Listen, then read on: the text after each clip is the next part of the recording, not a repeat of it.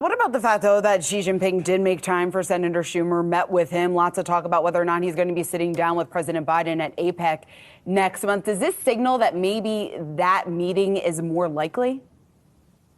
I think that is something that the White House is coordinating directly. Quite frankly, the senator's office doesn't have any remit on setting up that meeting. I think it looks like it's going to go through, and it's part of the current administration's larger effort.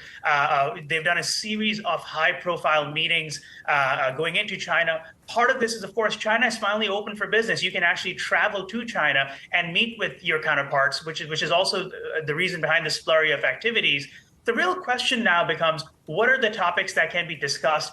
And, is this just to keep the lines of communication open so that there is no misunderstanding of intentions, which is very, very important. Because if we're talking about resolution on certain issues or striking any deals, well, quite frankly, there's nothing on the table that the two sides today can sit across from each other and discuss.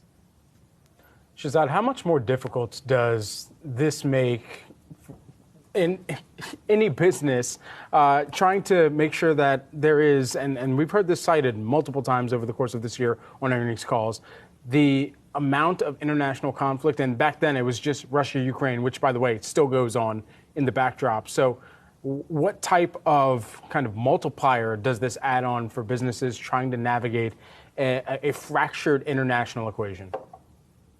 Yeah, look, I think businesses would tell you that our real concern today isn't what's happening in China, even though, empirically that's not true.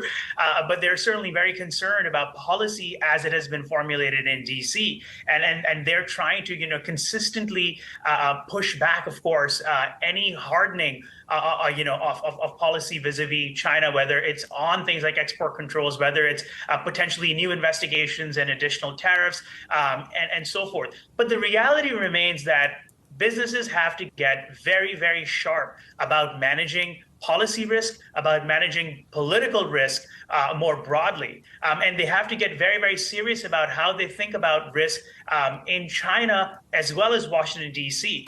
Because at times over the last, I would say, and at this point, going on to almost 8 years, they have been caught off guard. They have sort of been sitting ducks in both countries. And that's been bad for the bottom line. And it just can, business as usual is not going to work anymore.